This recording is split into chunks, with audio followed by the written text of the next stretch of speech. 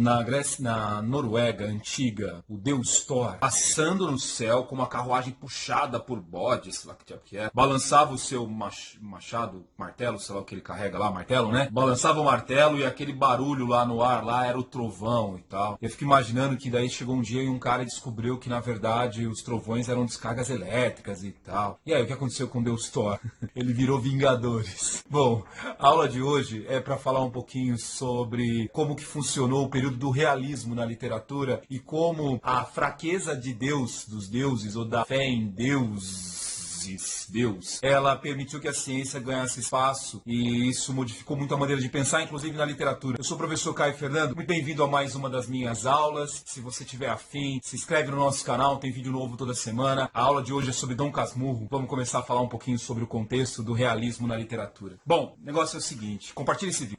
Durante muito tempo, a literatura, então, ela teve embebida num modelo muito ligado ao cristianismo, à religião, muito idealizado. Acontece que na segunda metade do século XIX começa a acontecer algumas coisas que passam a colocar Deus em xeque. E estou falando daquele xeque lá do xadrez, começaram a colocar Deus em xeque. O que começa a acontecer? Um sujeito chamado Charles Darwin, importantíssimo, tem que saber, ele chega a uma constatação que tornou-se muito óbvia e por ser óbvia, mexeu um pouquinho com a crença. O que ele fez? Ele foi colocando, ele era um biólogo, um cientista, andou por aí catalogando as diversas espécies e fósseis que ele encontrava e ele chegou à conclusão que o homem era, na verdade, uma evolução do primata. Tem aquela imagem lá, o homem vai evoluindo, virando primata. Você já viu isso, não viu? Então, seguinte, não tem muito o que dizer. É isso, tá? Eu sei, talvez isso mexa um pouco com a sua fé, mas Adão e Eva não existiu. Não, tá? O Darwin provou que não. Aquilo pode ser uma ótima história, uma metáfora boa para explicar o surgimento do mundo pro homem primitivo. Mas depois do Darwin, ficou meio jeca pensar em Adão e Eva. Desculpa se isso ofende a sua fé, mas é importante saber disso. Talvez sua fé seja fraca. Tomara que isso não ofenda a sua fé. Mas Darwin ele decretou então um estado muito difícil para essas pessoas que acreditavam em Deus e que têm a fé fraca, porque elas vão ter que agora engolir a seco a ideia de que o homem vem do primata. De um momento para outro, Adão e Eva foi trocado por um primata que veio do jacaré, que veio do peixe, que veio da ameba. Então, de um ponto de vista, Adão e Eva foi trocado por uma ameba. Isso pode ser perturbador para mim e para você hoje, apesar de sermos sujeitos do século XXI, mas eu fico imaginando isso na orelha daquelas tiazinhas, assim, bem católica mesmo, de 150 anos atrás. Isso caiu igual uma bomba. Bom, Darwin, sem querer, então, questionar Deus, acabou questionando, tá? O fato é que na esteira do Darwin surgiram algumas outras ideias que foram colocando essa pedrinha lá, colocando lá mais areia nisso aí, que é o seguinte, por exemplo, tem um sujeito chamado Auguste Comte, que criou uma ideia chamada positivismo, e grosso modo, muito grosseiramente, estude o positivismo, acho que eu vou fazer um vídeo sobre positivismo aqui pra gente, mas grosso modo, o positivismo ele diz que só existem as coisas que são experimentáveis, só aquilo que pode ser experimentado, tá? Deus não pode ser experimentado. Então, Comte, ele decreta realmente aí a ausência de Deus, a morte de Deus, tá? E na esteira dele vem um outro sujeito chamado Hippolyte Taine, e o Taine, ele cunha uma teoria chamada determinismo, que diz que o homem está determinado por três fatores: raça, meio e momento. Para um momento muito escravocrata, ainda muito racista, a ideia de que nasce negro, morre negro, determinismo de raça, né? O homem nasce negro, morre negro, numa sociedade estamentária que não tem mudança de classes sociais. O negro naquela época nascia negro, morria negro escravo. Momento, então, a situação, a ocasião pode determinar o sujeito e o meio em que ele vive, né? De qualquer maneira, esse pensamento determinista, ele reduz muito a humanidade do homem. O homem não é o que ele é o lugar de onde ele vem, ele é o momento que ele vive, ele é a cor da pele dele. Isso é muito difícil para aquele momento e inclusive vai ser muito mal lido pelas gerações posteriores. Por exemplo, não tenho a menor sombra de dúvida que na Áustria e na Alemanha, nas décadas de 20 e 30, alguém deve ter lido lá, nasce negro, morre negro, nasce judeu, morre judeu. Bem, é um pensamento que inclusive foi depois relido lá para darwinismo social, determinismo social. Merece, vou ver se a gente faz um vídeo sobre isso aqui. O fato é que depois do Darwin e esse questionamento que ele naturalmente faz de Deus, porque ele, como eu tinha dito, ele decreta aí que Adão e Eva não existiu, na esteira dele começam a surgir outras teorias que vão cada vez mais alimentando a ideia de que a ciência pode responder coisas que antes só Deus respondia, né? O destino antes, apesar de ser um contrassenso, mas o destino antes era guiado por Deus, agora não, é determinado, determinismo. meio raça e momento, tudo bem? O homem antes, de maneira muito romântica, tinha nascido das mãos de Deus, agora ele era uma ameba, e foi evoluindo ao longo dos anos e anos e anos e anos, e se tornou essa matéria orgânica. Então toda aquela aura bonita, romântica, cristã, do homem, ela vai deixando espaço. Surge então a necessidade de olhar o homem agora de um outro viés, né? Inclusive tem um fato muito interessante, que é a monarquia, ela tá muito conectada com o cristianismo, principalmente a igreja o cristianismo católico. Se a gente for pensar bem, a organização hierárquica da monarquia, ela é muito parecida com a organização hierárquica da Igreja Católica, né? Tem um sujeito que é o rei, o papa, e depois tem os seus duque, conde, e assim vai indo, né? Os seus auxiliares. O fato é que com esse enfraquecimento de Deus, a ideia política de monarquia, ela vai dando lugar agora a uma consciência muito mais republicana. Quem escolhe o rei? Deus. Deus que quis que o primogênito estivesse lá, né? Deus escolheu esse filho para ser o rei, não o segundo, porque senão você teria sido o primeiro. Agora, já num pensamento em que Deus perde a força, está mais coerente a república, em quem escolhe o presidente são as pessoas. Então, é um pensamento em que a razão e a ciência começam a tomar lugar, começam a ocupar espaço, porque Deus começa a enfraquecido. Eu não tenho certeza, eu acho que não era uma ideia do Darwin enfraquecer Deus, mas as suas constatações colocaram Deus na berlinda, colocaram Deus em xeque. E nesse contexto surge a literatura realista. É uma literatura que deixa de romantizar e idealizar o homem, passa a ver o homem tão somente agora como um sujeito social.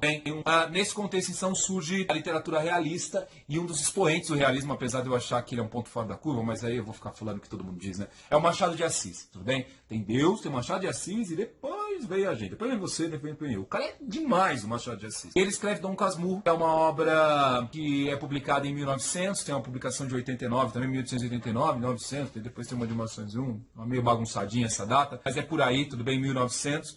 Ele publica Dom Casmurro, é um romance, tem que assistir a minha aula sobre romance, o que é a palavra romance, mas romance, grosso modo, é uma história, né? Tem romance policial, romance até pornográfico lá da Bruna Surfistinha, lá, tem romance de todo jeito, romance de terror e tal. Mas é um romance, Dom Casmurro, porque conta uma história, e vai contar a história do próprio Bento de Albuquerque Santiago. O livro é escrito pelo Machado de Assis, esse contexto cientificista em que o homem é analisado à luz das suas relações sociais. Agora, com a República, o homem tem que estabelecer relações sociais. Com o renascimento urbano de alguns anos atrás, aí, as cidades ganharam força, as pessoas voltaram a se reunir em cidades. Agora faz sentido analisar o homem entre as suas relações sociais. Faz todo sentido nesse momento analisar o homem, suas relações sociais, e Deus um pouquinho de lado, porque, como eu disse, Deus agora foi colocado em xeque. Dom Casmurro surge então como uma obra que pretende ler o homem e as suas relações sociais. Vou dizer onde eu quero chegar com isso aqui, tá?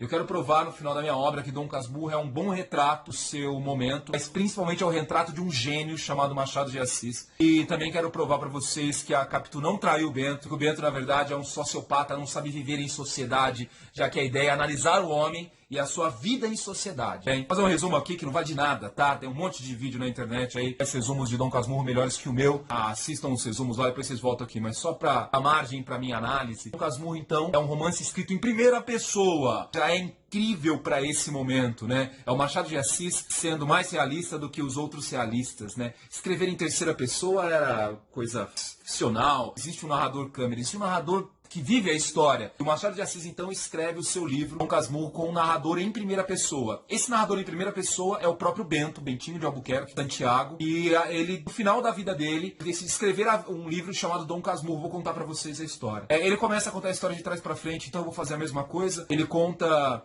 sobre a promessa que a sua mãe havia feito. Ele é filho da Dona Glória, ele não é a primeira tentativa da Dona Glória engravidar, ela já tinha perdido um filho, e agora com esse ela faz a promessa de que, se por acaso, agora grávida, esse filho vingasse, que ele seria padre. E acontece isso, o filho vinga, nasce o filho, que é o próprio Bento de Albuquerque Santiago. O pai dele, que era um funcionário do governo, então tinha um cargo na política do governo, falece com o Bento ainda muito jovem. Aí acontece então de o Bento ser criado cheio de dengos e amores, privilégios e permissões da sua mãe, a Dona Glória.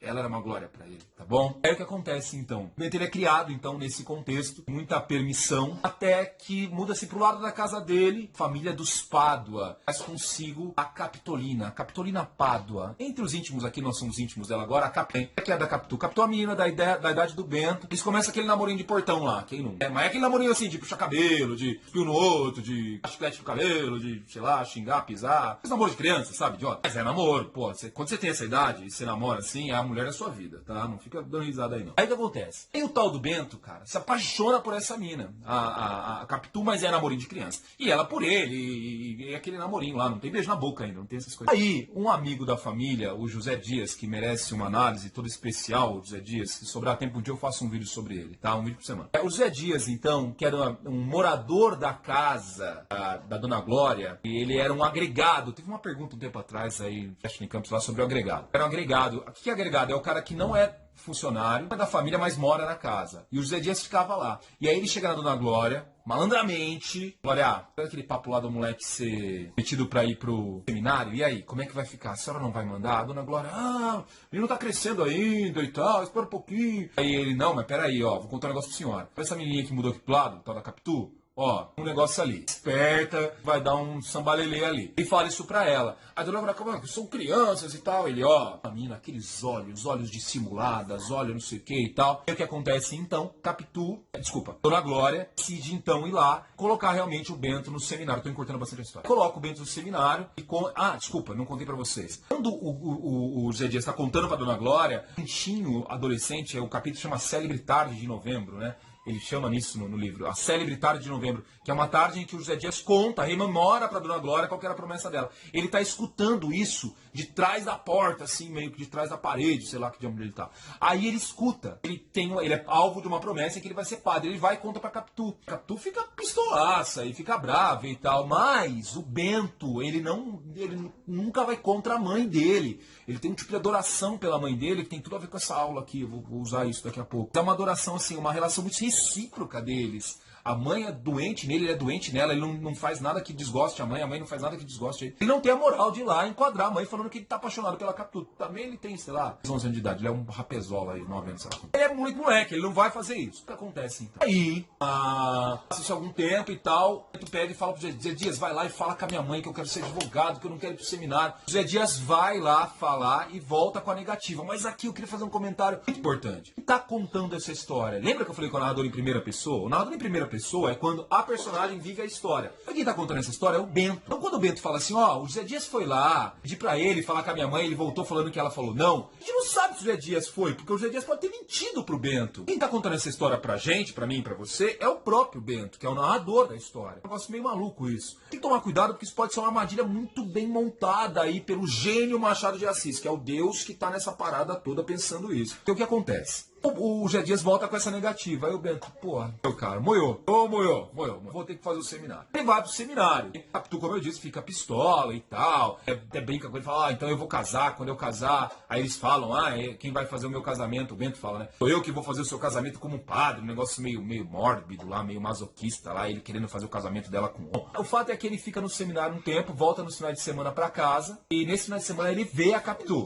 Tudo bem? Ao ver a Capitu, eles conversam, trocam ideia e tal, bate o papo. Mas quando ele tá no seminário internado, ele fica pensando várias asneiras sobre ela. Ela tá traindo ele. Porque quando ele volta pra casa, eles retomam aquele namorinho do portão. A cena do beijo, você precisa ver a cena do beijo lá, ler, é muito legal. Quando vê, porque tem uma série da Globo chamada Capitu, é muito legal, se puder assista. Mas aí o que acontece?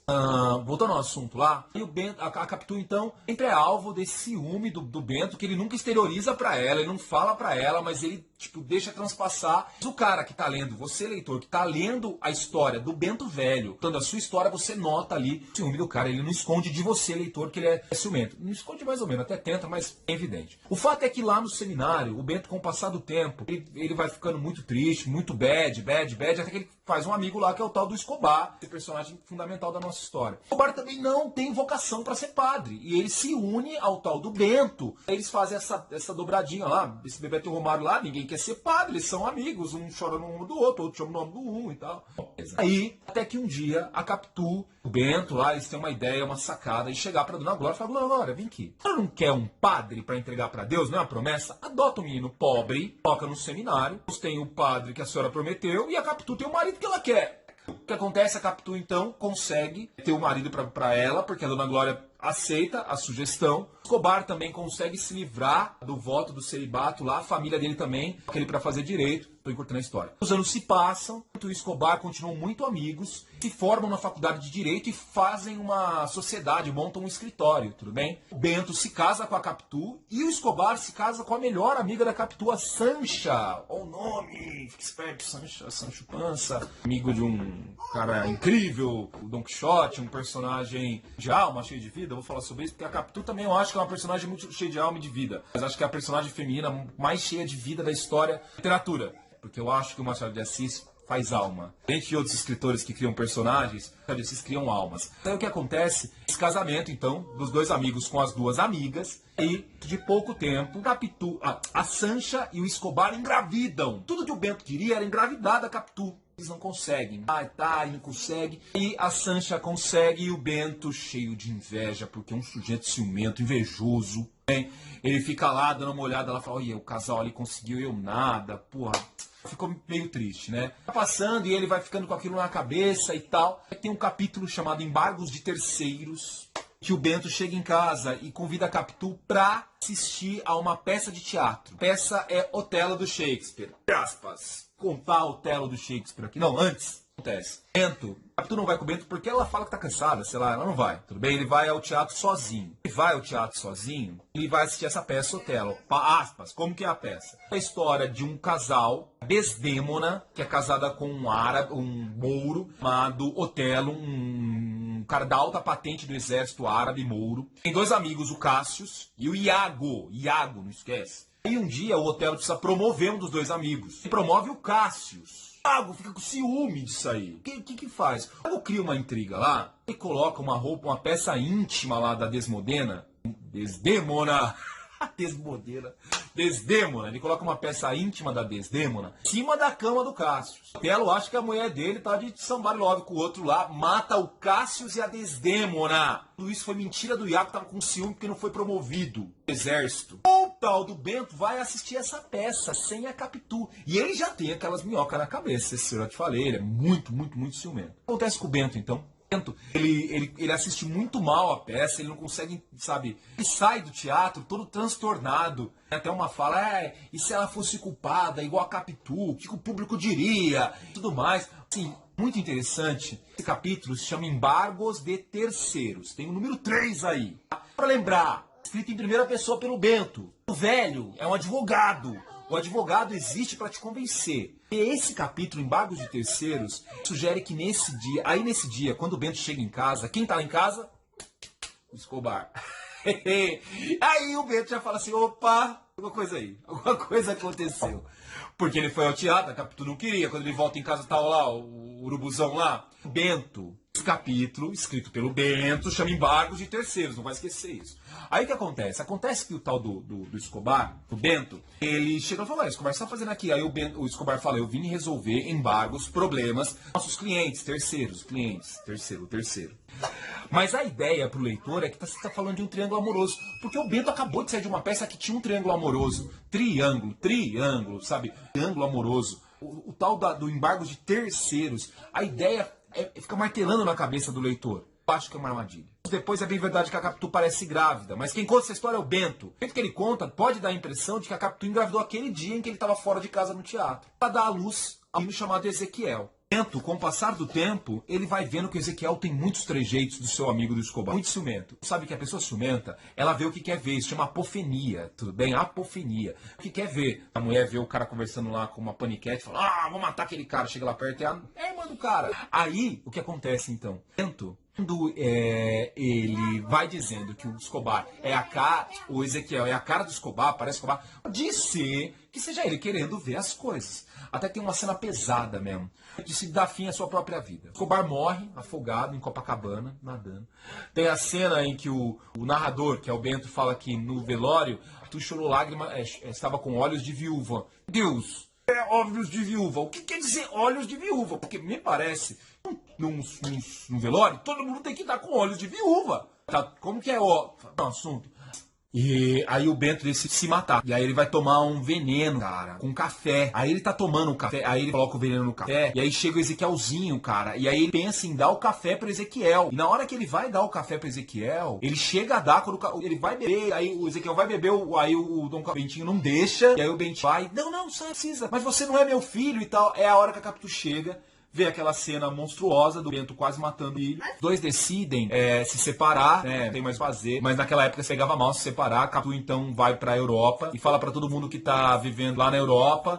O Bento nunca mais a vê. Ela leva o Ezequiel e tempos mais tarde o Ezequiel já volta pra dizer que a mãe morreu lá. E o Bento não a vê mesmo. E depois de algum tempo o próprio Ezequiel morre de febre no Egito. Ele se torna um arqueólogo. E aí o Bento sozinho em casa decide escrever alguma coisa e decide escrever o livro da sua vida, escreve Dom Casmurro. E aí nasce, é o começo do livro, é quando ele fala, não, vou escrever a minha vida, e ele escreve Dom Casmurro. Bom, qual que é a teoria em volta disso? Bom, a minha teoria é que o Bento escreveu o livro pra se culpar, se não, pra absolver a Capitu. Ele no final da vida, ele vê que ele fez merda, cara, não devia ter culpado a Capitu. Tem um capítulo chamado Os Vermes, em que ele faz uma menção à lança de Aquiles, procura lá, e ele fala da lança que fere e cura. Qual que é a história do Aquiles? Ler Dom Casmurro vai ter que ler mais 500 milhões de livros. A história da Aquiles é assim. O Aquiles, aquele herói da mitologia clássica, lá grega, no cinema era o Brad Pitt. Foi o Brad Pitt que fez lá no filme Troy. O Aquiles tem uma cena em que um cara enfia uma lança no baço dele, ele arranca a lança, mata o cara, pega a lança, esquenta a lança quente, ele enfia lá no machucado, pra cauterizar. Então a mesma lança que furou, Aquiles feriu. E o Bento faz menção a essa metáfora no começo do livro, quando ele vai falar porque ele vai escrever o livro. A ideia é usar o livro. O ciúme de Capitu foi aquilo que feriu o Bento, mas vai ser aquilo que vai curar. Ele quer o ciúme pela Capitu. E aí, Gigi, toca aí. Vai pra lá agora. O ciúme pela Capitu foi aquilo que feriu o Bento e vai ser aquilo que vai curar o Bento. Aí ele, quando escreve Dom Casmurro, a ideia é se culpar. E eu falo isso porque o nome do livro é uma ofensa. O nome do livro quem escolhe é o próprio Bento. E ele explica o porquê. O nome do livro é um apelido feio, uma alcunha feia que deram pro próprio Bento, porque ele era muito marrento. Casmurro. Ele era metido. O nome é uma ofensa, porque o próprio Bento diz que Casmurro quer dizer marrento e tal. E é um apelido que um moleque deu pra ele num bom. E Dom é assim, um mitidão, o cheio de querer, o riquinho. Dom Casmurro, Dom chatão, tudo bem? E aí o que acontece então? Bento me parece querer escrever o livro pra se ofender, pra se punir, pra se penitenciar, pra absolver a Capitu. Mas me parece que ao longo do livro, conforme ele vai recuperando aquelas emoções, o Bento velho conta a história da sua vida, ele resgata os mesmos sentimentos juvenis e inconsequentes e improváveis da sua infância, adolescência e juventude. A ideia de sentir ciúme dos moleques da rua de trás, sentir ciúme da Capitu pelos moleques da rua de trás, é muito coerente para um senhor, advogado, de prestígio e reconhecimento. Mas ele, quando recupera a informação de que ele sentiu ciúme da Capitu quando ele tinha 12, 13 anos, ele sente de novo o ciúme. Ele me parece ser instável.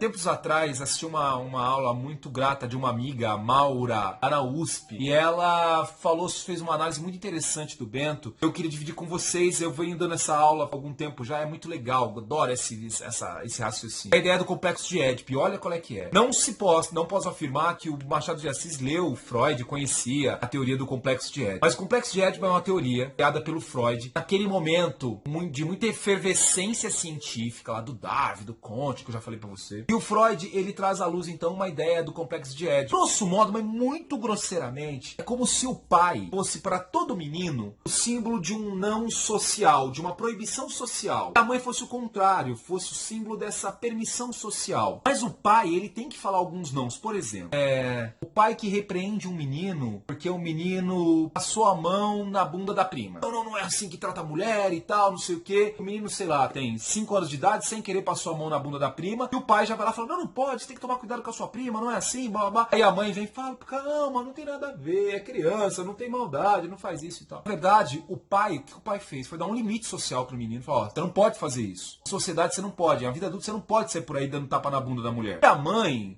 não conseguiu ver desse jeito. A mãe já não, Pode. A ideia do complexo de Édipo, segundo Freud, é de que todo menino precisa receber alguns não sociais para moldarem a vida social desse moleque na vida adulta, tudo bem? Então ele tem que saber que não pode fazer algumas coisas. Uma das correntes, uma das maneiras de falar sobre o complexo de Édipo é dizer que os homens que não passam por ele, os homens que não têm um pai, por exemplo, para ir lá falar um não, eles podem ter outra figura falando não, né? Tipo a igreja, um padrasto, a própria mãe dando não, um tio, a avó, o irmão mais velho, a escola, sei lá, tudo bem? Alguém dando não social. Mas desenvolve essa teoria pensando que o sujeito, o homem que não tem esses não sociais, ele cresce sem limites. Para que nunca houve alguém falando assim, ó, não pode passar a mão na bunda ali da mulher. Para de repente ele pode crescer sem essa consciência. Na vida adulta aconteceu o que acontece com esses idiotas aí que ficam se aproveitando das mulheres nos metrôs, por exemplo.